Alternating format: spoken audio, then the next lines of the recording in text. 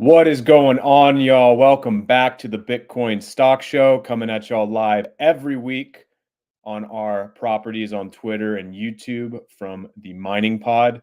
Today, we have got an awesome show lined up with Ben Gagnon, CEO of Bitfarms, and Alex Brammer, recently joined Bitfarms, I believe, in September or so. We're going to be talking about Paraguay, Argentina, some mining in Latin America. Everyone loves that. Also, their expansion plans for the US, where they're planning to have roughly 50% of their hash rate once this Stronghold Digital acquisition comes to fruition and they expand in those sites completely. And we're also going to be touching on everyone's favorite hot topic right now, love it or hate it. I know we've been beating the drum a lot, HPC and AI, and whether or not Bitfarms is going to dance with the devil in those markets. So without further ado, I'd like to add Ben and Alex to the stage. Ben, Alex, how we doing, y'all? Doing good. How are you doing? Pretty good, man. Doing well. I was getting a kick out of the dancing with the devil comment. I mean, eloquent. It really does seem to be something of a deal with the devil, but we'll get into that a little bit later. I have some thoughts on it. I'm sure y'all do as well. Obviously, one of the hottest topics right now. Lot to gain, lot to lose. Maybe shadows of the .com boom in this specific trend. But before we get into that, a lot of stuff that we want to talk about. We got a bunch on the docket today. And I want to start with specifically Bitfarms' operations in Latin America. You know, Bitfarms was one of really the first Bitcoin miners, I think, to kind of break into this international expansion with its Argentinian site. I don't know how long ago that was, Ben, you can tell me, but y'all really kind of trailblazed that when not a lot of miners were doing it. It was really Canada and the US for a lot of the early public listed Bitcoin miners. So starting with you, Ben, what were some of the considerations that Bitfarms were looking at when they decided to make that expansion into Latin America? What attracted y'all to the region, and what have been some of the trials and tribulations of operating there? Yeah, so it's a great question. I mean, we are a little bit different than I think a lot of the other publicly traded Bitcoin miners because we started in Canada first and foremost. And so when we were in 2021 looking at how do we continue growing the company, the United States, which a lot of people would consider domestic, was also international for us. And we were really focused on where are we going to get the best cost of power over the longest term, the most aligned with the energy providers and the jurisdictions we're operating, but also to fulfill Bitcoin's ethos of decentralizing our operations and spreading our hash rate across the globe. So, we have a global view on power. There are lots of areas where there's a huge amount of abundant electrical generating capacity or resources relative to demand. And those are the areas that we're strategically targeting for that long-term, strategic and economically sustainable power. And that's what we have here in Paraguay and Argentina. A little bit different resources. Paraguay, you have the world's third largest hydroelectric dam at the Iguazu Falls. Paraguay is a massive hydroelectric generating country, and they export almost 2/3 of all the megawatts that they generate. So it's a huge excess supply relative to demand. And Argentina is one of the largest natural gas reserves on the planet, and they're very much isolated from global markets. So in both of these areas, we found excess electricity, excess energy, and continued diversification of our sites, our assets, and our risks. Anything to add to that, Alex? I know you're a little new here, but just from where you're standing, coming over from your work with behind the meter with Talon Energy. I mean, what have you kind of seen as being the benefits of, because kind of what Ben said there, Argentina's got the natural gas reserves. I believe that y'all have a behind the meter there for nat gas or off grid. And then also the obviously the excess hydropower in Paraguay being a huge benefit. Yeah, I mean the market structure there is interesting. Certainly a lot of available power. I also think that it's interesting, the labor force over there, just kind of putting on my ops hat.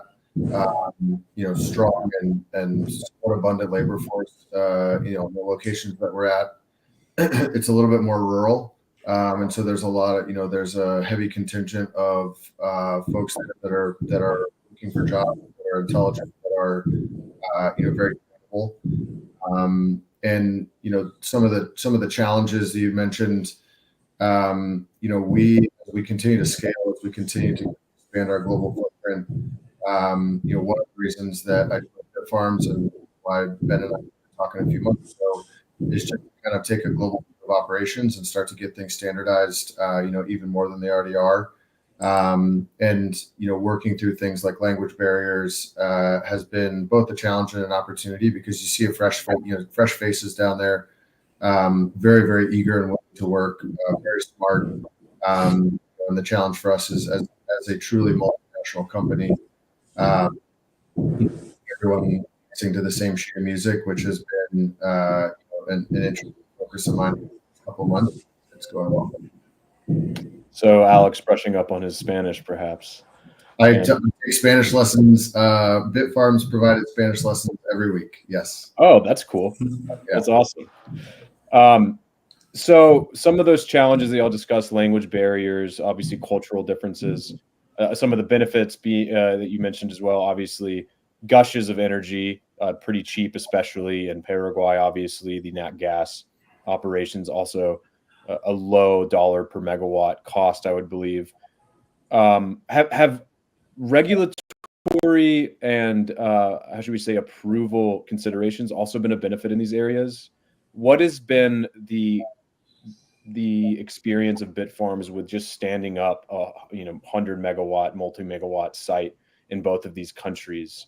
Has it been easier to do that? Has it been easier to expedite the process compared to a place like Quebec, which has a lot of red tape? I'm curious what the experience has been compared to other jurisdictions that y'all have worked in with regards to getting everything in place so that you can then start building and get a mine off the ground, start hashing. Yeah, I mean, every jurisdiction has its pros and cons, and part of the reason why we're in so many different jurisdictions is to help manage these risks. In Quebec, it's very difficult from a regulatory perspective to get a bunch of new power allocations, for instance. But for the power allocations that we have and implementing site renovations or changes to our sites, regulatory wise, it's like incredibly simple. There's almost no permits that we need to do. It's a very straightforward process for the permits we do need to do. And we're able to move forward incredibly easily and incredibly simply.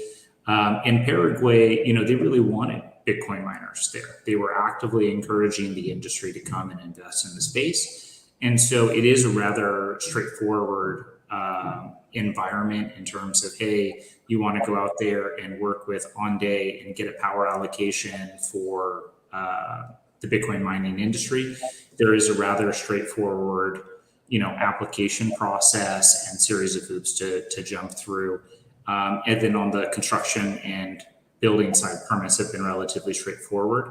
Argentina has changed a lot in the 4 years or so since we started operating here. We started operating and constructing under the previous administration. Now we have a Malay administration whose primary, objective as a candidate was been to cut red tape. So the environment today is materially different than it was when we started a couple of years ago. So they're constantly changing. I wouldn't say the regulatory environment is something that necessarily drives us to a jurisdiction. It would be something that would drive us away from a jurisdiction if those challenges weren't, manageable or serviceable. But for the most part, we're looking for power first and foremost, and the jurisdictions are very much secondary to the power opportunities.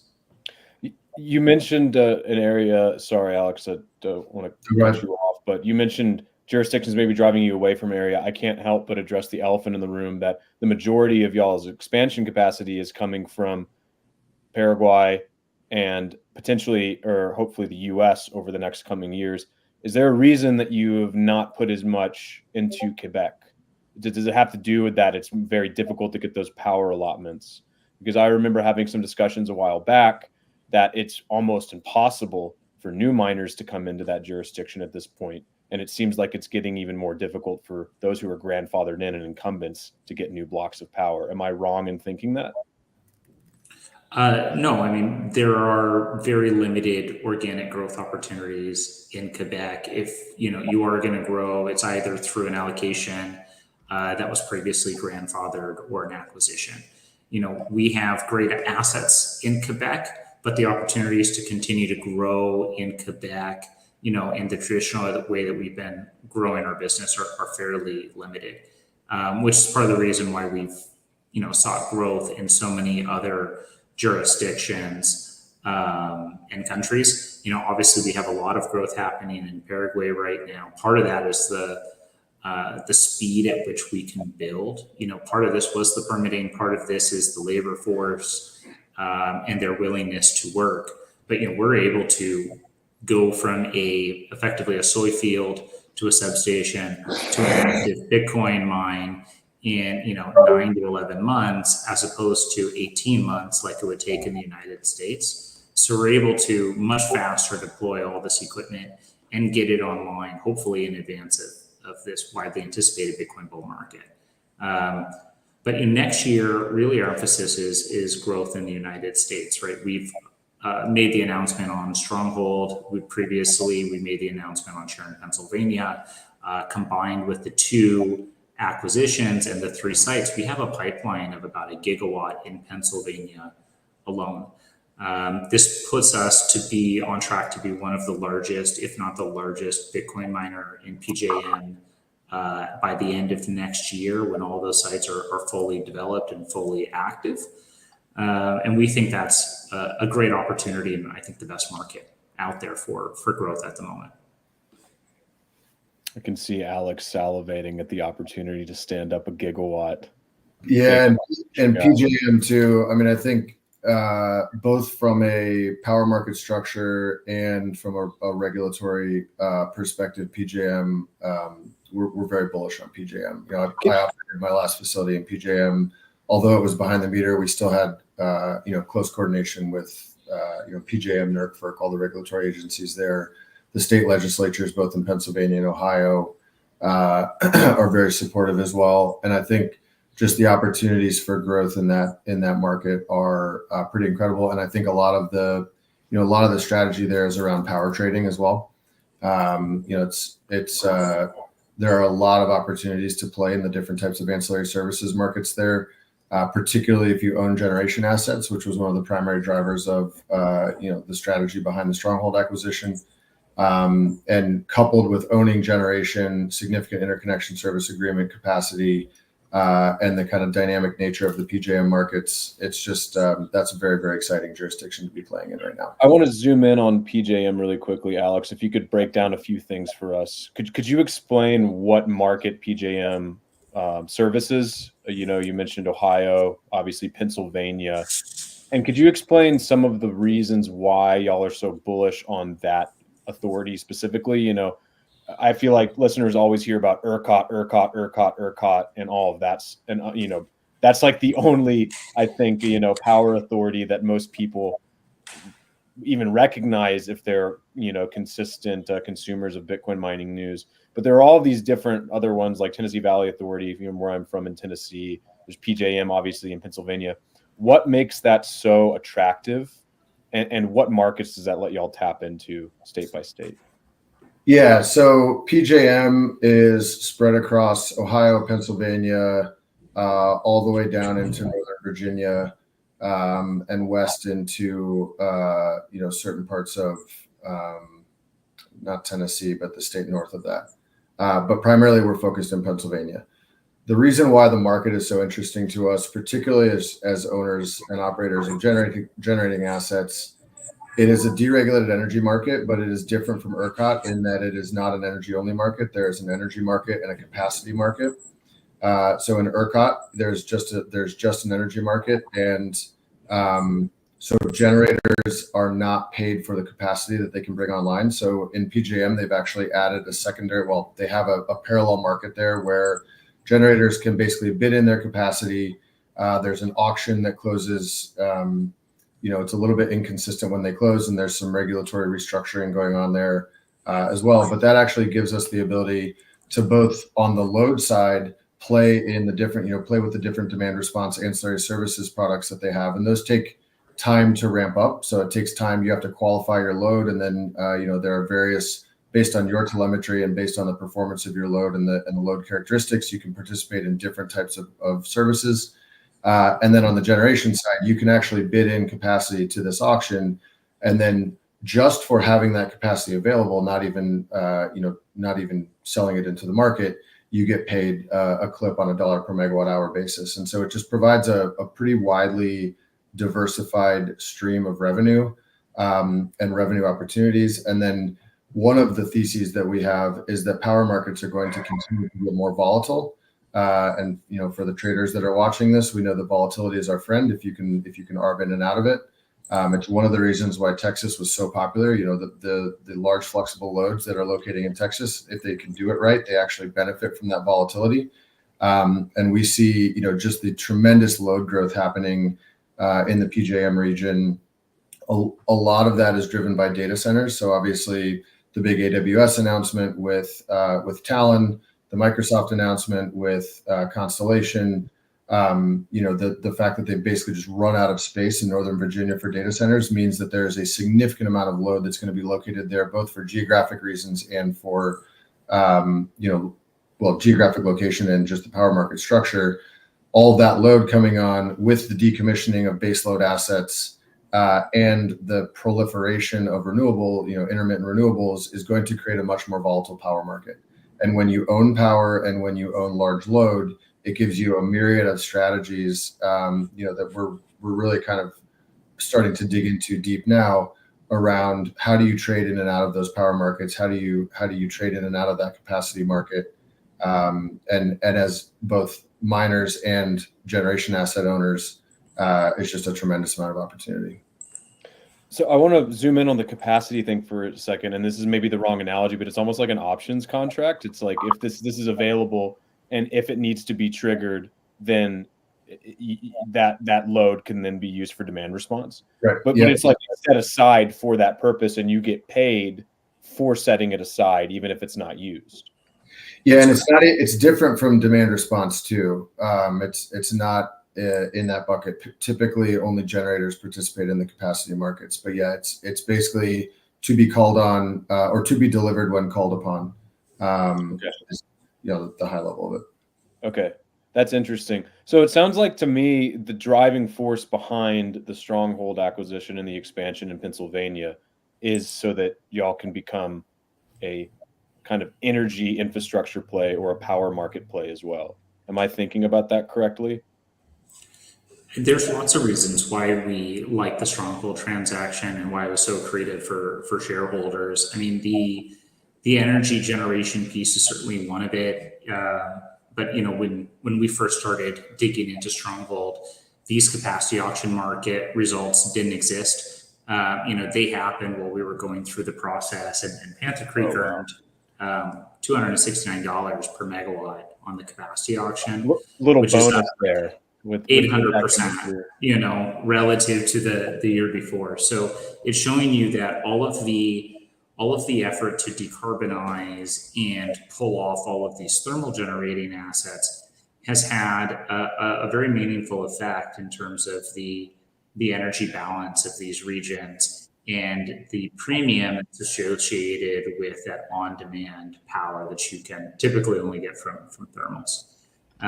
So quite an interesting thing, but with this one transaction, effectively what we've managed to do is we've managed to tick several buckets. One, we diversify beyond Bitcoin mining by vertically integrating the actual power generation assets themselves. Two, by integrating the power generating assets, we're giving ourselves greater levels of controls over our number one variable as a Bitcoin miner, which is our cost of power. So the more ability for us to control our cost of power, the more ability for us to control the future and the success of this company. Number three was we got huge access to energy trading. right? Which gives us even more levers of control to control that cost of power. 4, we got a massive pipeline because it's not just the infrastructure that they already have there in place. They've got 142 megawatts of data center capacity. But what we identified was an opportunity to not only just run the power plants or draw power from the grid, but the opportunity to do both simultaneously. And, thereby, instead of having 80 megawatts each site, you have almost 160 megawatts at each site. And so, we've got a huge, massive pipeline in the United States, easy to execute upon, with very low capital requirements associated with that growth, because a lot of the infrastructure is physically there. And then, it also gives us the opportunity to tap into a lot of this, maybe take this a place that you don't want to go, but it also gives us the ability to tap into this HPC and AI opportunity in a very meaningful way. Both of these locations are quite strategically located next to major metropolitans. With the Panther Creek facility, you're very close to Philadelphia and New York, and with the Scriptgrass site, you're very close to Pittsburgh and I think it's Cleveland. Yeah. And between those 4 major metropolitans, you've got a lot of good fiber connectivity. You've got a lot of redundant access, and that gives us the opportunity to tap into those diversified revenue streams as well. And so, one opportunity, multiple diversification elements in there, huge multiple year growth pathway for the company, and rebalancing our assets and our focus towards the United States, when we've always been a very internationally focused company. With this one transaction, we really, really focus on the United States for the next couple of years.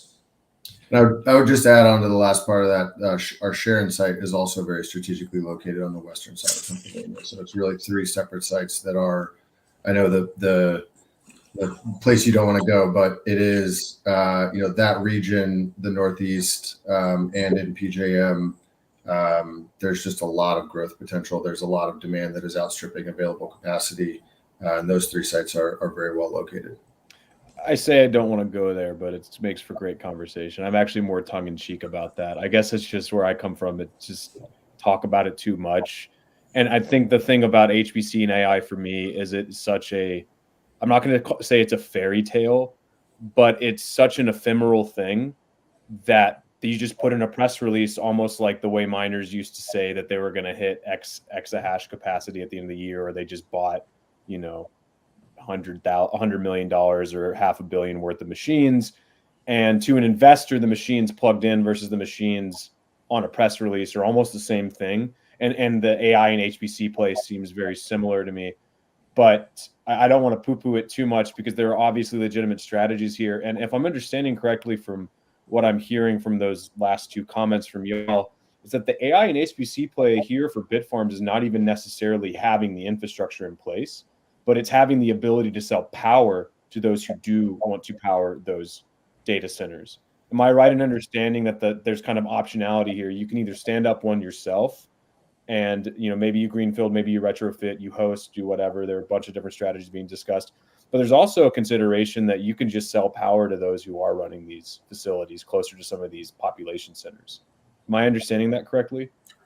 Our real core competence and bread and butter here is building and operating the infrastructure. So, obviously selling power is something that we could do, but I think there's a lot more value add in not only selling the power, but also selling the services in the infrastructure of the data center itself, right? That's what enables us to tap into a consistently high-priced energy market. If you're looking at it just from an energy perspective, right? You can look at it as continuing levels of sophistication where, let's say you've got, for some simplified purposes, like let's say you've got an oil well or a natural gas well, and you can pull it out and you can have a genset and a turbine there, and you can generate power.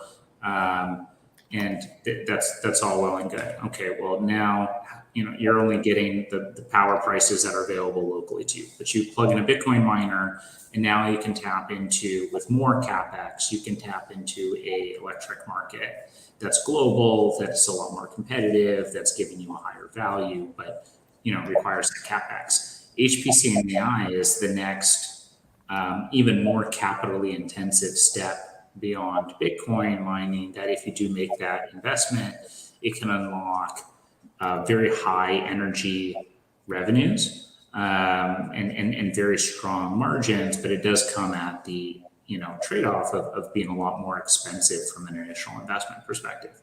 I think when you're looking at HPC and AI companies, like there's generally two ways that people are going about it. One, people are legitimately developing out those functionalities in their business. That might mean actively investing. It might mean bringing in the right people. It might mean some sort of a joint venture, strategic partnership, or something to that effect to build in these strengths and these core competencies and that exposure.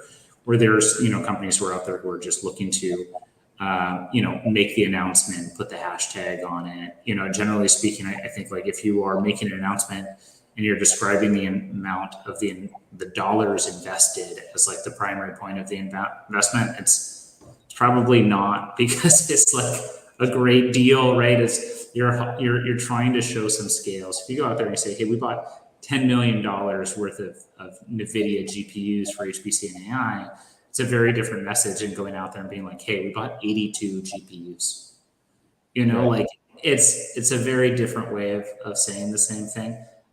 From our perspective at Bitfarms, we're really focused on building and operating infrastructure, and that's going to extend to HPC and AI as well. We think that there is an opportunity here to leverage our portfolio of energy assets, have more diversified revenue streams, higher value revenue streams, and get more out of our assets. But we're also not, under any illusions that we're coming at this, with all the know-how and all the experience. Like there's a lot for us to learn here on the HPC and AI side. We're taking very pragmatic and realistic steps and a timeline to developing out these core competencies and getting comfortable with these technologies and business models, different equipment, different control systems. And that's going to be our focus. We're not going to stand up 100 megawatts of HPC next year, but can we get up a HPC pilot next year and be working towards something, in the year following in 2026? I think absolutely we can, and I think that's a very realistic time frame that aligns with most HPC AI investors. And what would that look like? Would that look like retrofitting or greenfielding and then hosting computers for someone else? Is that kind of the method that Bitfarms would take to tackle this beast, or like in what ways would y'all look to break in? Yeah, you either build new, retrofit, or acquire something.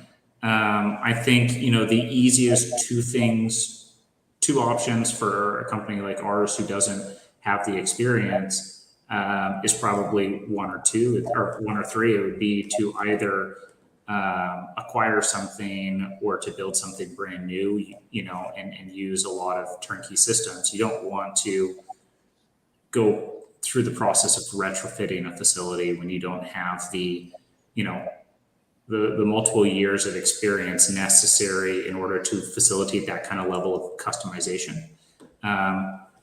It would be options one or three, I think. And I think there's a lot of opportunities to doing HPC and AI at a smaller scale. This is people get the misconception here that data centers are an economy of scale business or they're profitable. Data centers are a very linear business, right? Like you make money per unit of energy consumed or processed on site. There are certainly some advantages to economies of scale, but that doesn't mean that you have to reach a certain level of scale in order to be profitable.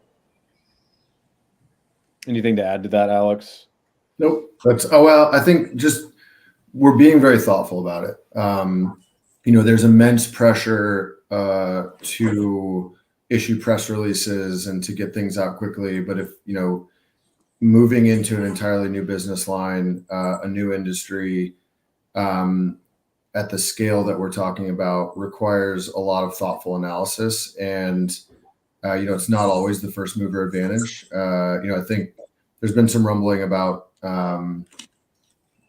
cost of GPU hours going down, and I think that some of that is probably just a natural kind of ebb and flow of these cycles.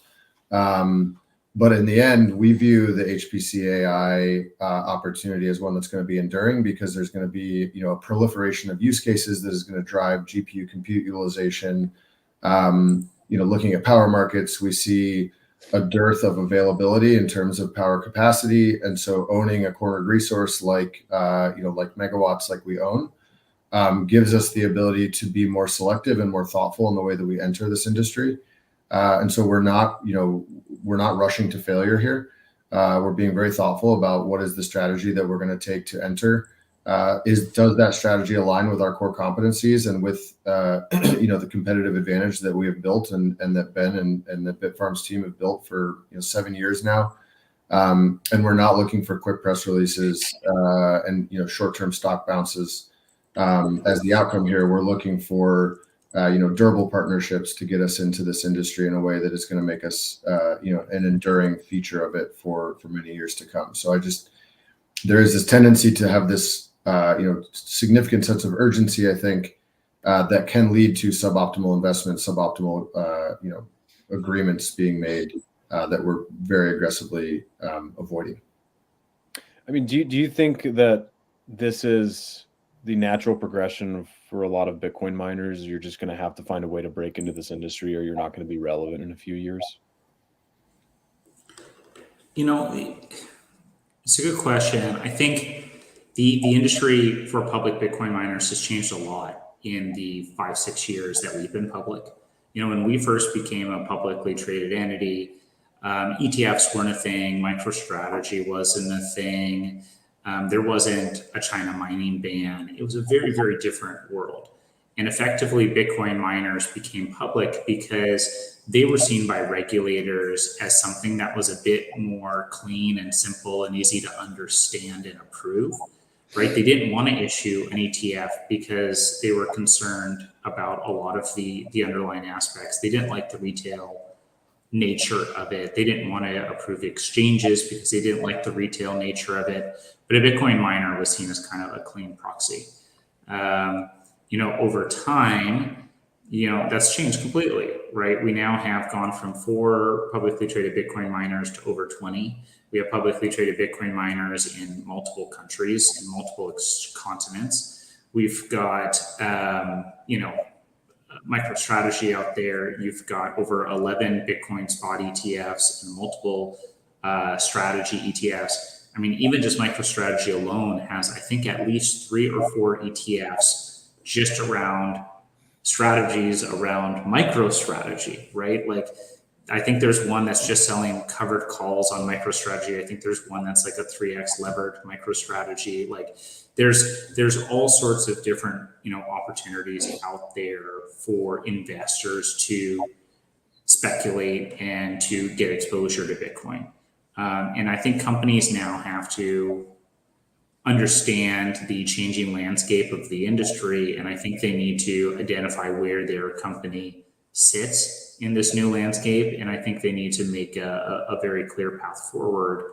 But the way that I think a lot of the companies have been operating for the last 4 or 5 years, I think that's probably changing right now. Now that the ETFs came out 10 months ago, I doubt that we're going to have an industry that's unchanged after an ETF launch, right? Like, businesses are going to have to adapt, because the reality of the situation is if you're just aiming for direct exposure to Bitcoin, the ETF does it better, cheaper, faster, more efficiently with less risk. Like, that's it. If you want a Bitcoin miner, you're buying that Bitcoin miner because you're looking for the opportunity to outperform Bitcoin, right? You're not looking for the opportunity to track Bitcoin spot price, because now that function is done better by an ETF. So you're going to need to, I think, change. And for some, maybe that's going to be focused on outperformance of Bitcoin. For others, maybe that's going to be pivoting to something entirely like HPC and AI, or energy, or some other thing altogether. Yeah, I think there's a nexus that's been developing for years now. I mean, Colin, you and I were talking about this 3-4 years ago at Luxor. The energy industry and the Bitcoin mining industry were colliding at that point, and that's happened in fits and starts. It's still, I wouldn't say that the integration has happened as fast as I maybe thought it would have a couple of years ago, but the fact remains that over 10 gigawatts of power is being consumed by Bitcoin miners, and so we are a major player in the power industry, and those relationships continue to evolve. Now, what's happened in the last 2 years is that the HPC AI, basically high performance compute broadly defined, but specifically GPU compute, and the data center industry is starting to collide as well. The evidence for this is all of the agreements that are popping up, particularly around nuclear, but with really just large hyperscale data center companies and power companies. And so the opportunity that sits in front of us is we're already experts in Bitcoin mining, infrastructure and operations. We're moving into the power space. We're moving into more advantageous deregulated energy markets. And there are a significant amount of tailwinds around, the HPC space as well. Some of those technologies are complementary and some of them are supplementary. It's widely known that it's quite difficult to retrofit a Bitcoin mining data center to become, an HPC AI data center. Just very different technology, cooling topology, electrical distribution, redundancy, et cetera. But if you can figure out ways, and I think this is one of the things that's very exciting to us, is if you figure out ways of optimizing between load and generation, HPC compute, and Bitcoin mining compute, there are certain ways where, GPU compute, the load profiles are very jagged, right? Because you've got inference coming in and out, you've got loads coming off and on. And so kind of in the same way, this is very theoretical at this point. I don't know anyone that's doing this, but a lot of us are starting to think about it, is how do we use the Bitcoin mining load profile, just imminently flexible, to basically fill the valleys of, GPU load profiles. And if you can do that on the same distribution line or on the same load group, you can start to get very, very fine-grained in the way that you're utilizing power, and give yourself a lot more optionality. And this is just kind of extrinsic value. So, all three of these things can be viewed kind of through the lens of options value. When you combine them, there's a significant amount of extrinsic value that you can extract. Now, there's a lot of R&D that goes into that. There's a lot of thinking around both market structure and design, operations and infrastructure. But the possibilities are out there. And so I think that's what really excites us about this. But again, moving into this, in a rush, I think is introduces a significant amount of risk. So we're trying to be very thoughtful about the ways that we enter. I love conceptualizing that. Oh, go ahead, Ben. Just building off that a little bit, because this is a really highly competitive space when it comes to compute, right? We know it when it's Bitcoin mining, it's very competitive. HPC is pretty emerging, but compute is a very commoditized competitive space. If we're going to go in there and we're going to realistically compete with a hyperscaler, you have to have some sort of strategic edge, some sort of strategic advantage in a highly commoditized field. Otherwise, we're never going to compete. Their cost of capital is lower, their reach is higher, their scale is greater. How are we going to outcompete?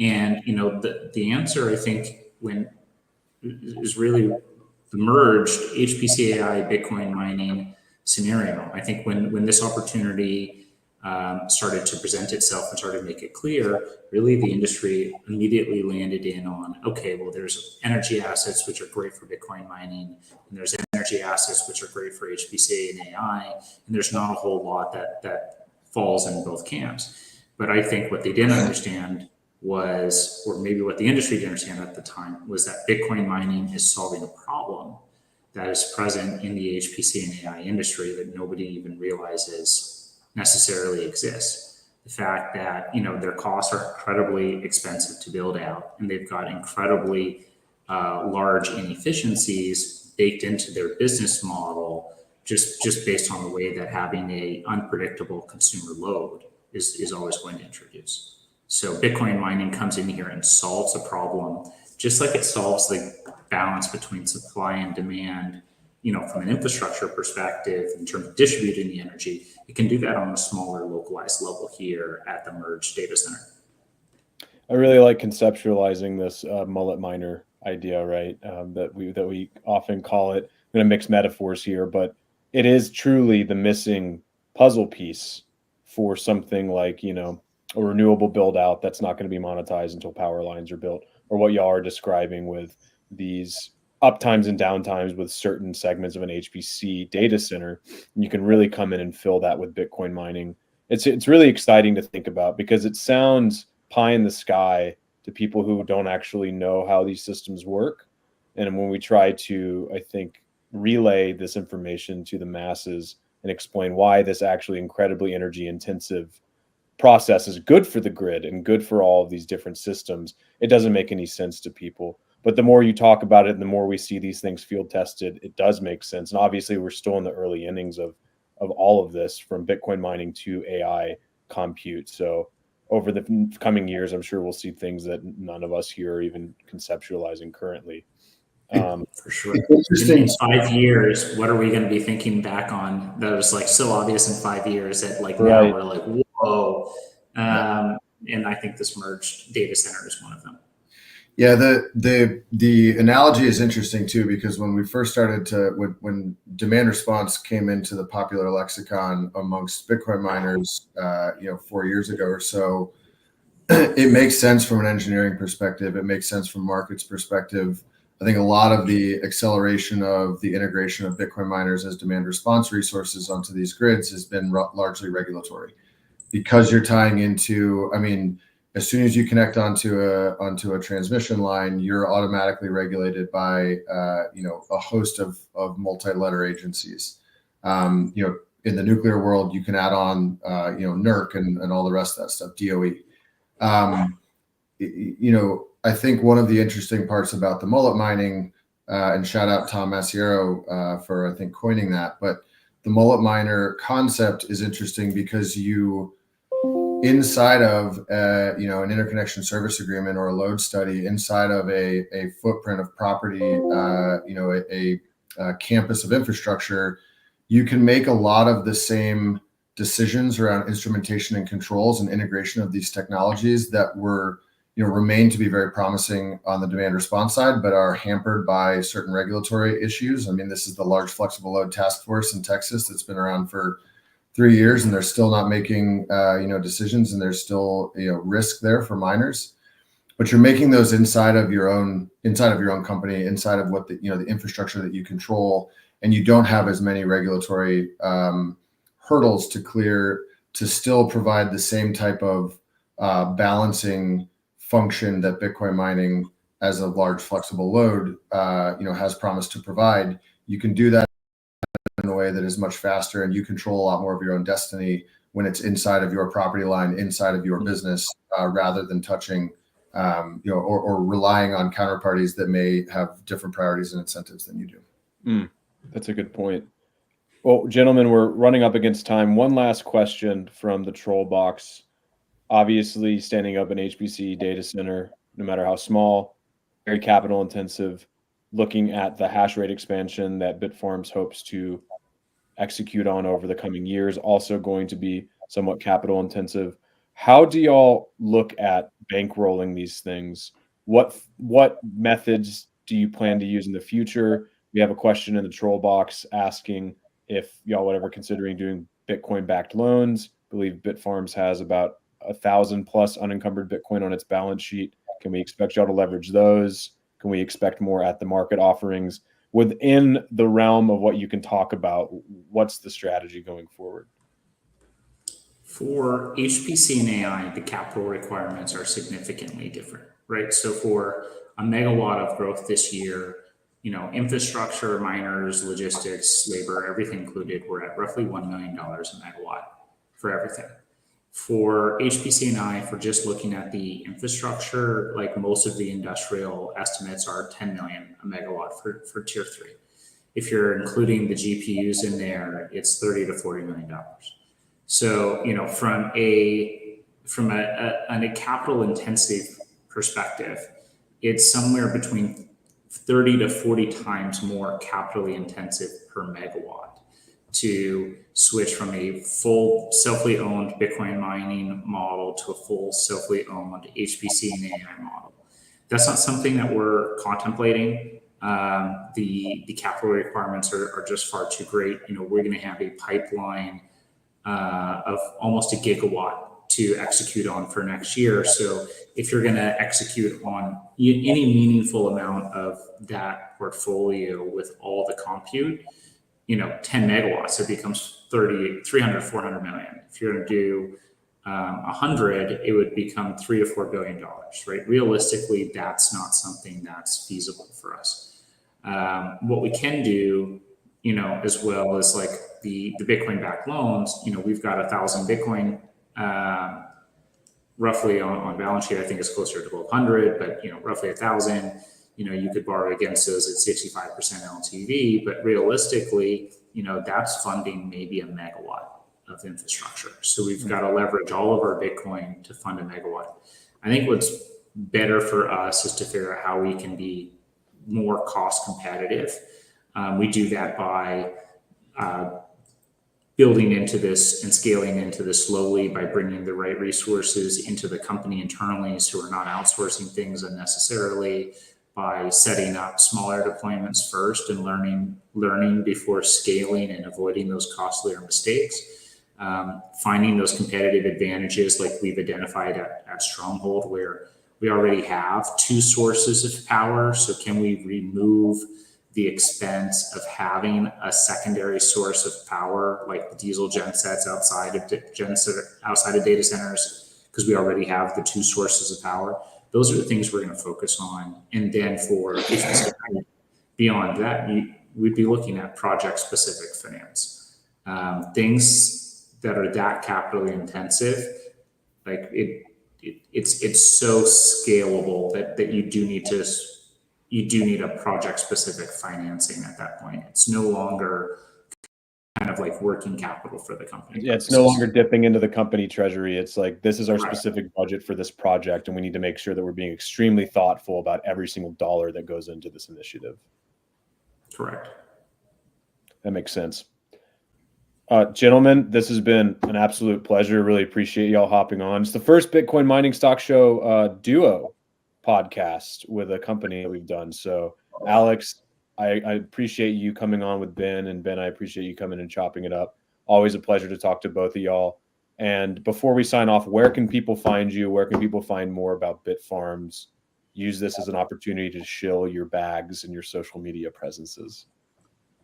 Well, we only have one website. It's bitfarms.com. Our Twitter is bitfarms_IO. I'm at #override. And I think Alex is Brammer. AB_Brammer. Yep. Fantastic. Gentlemen, thank you so much to all of our viewers. Thank you all for tuning in. And stay tuned next week. We're going to be doing a live stream reaction to Riot's third quarter results. Try to do those for all the major miners. We'll see. We might be running around with our hair on fire over the next few weeks. But appreciate y'all tuning in. Everyone, have a beautiful week. Thank you.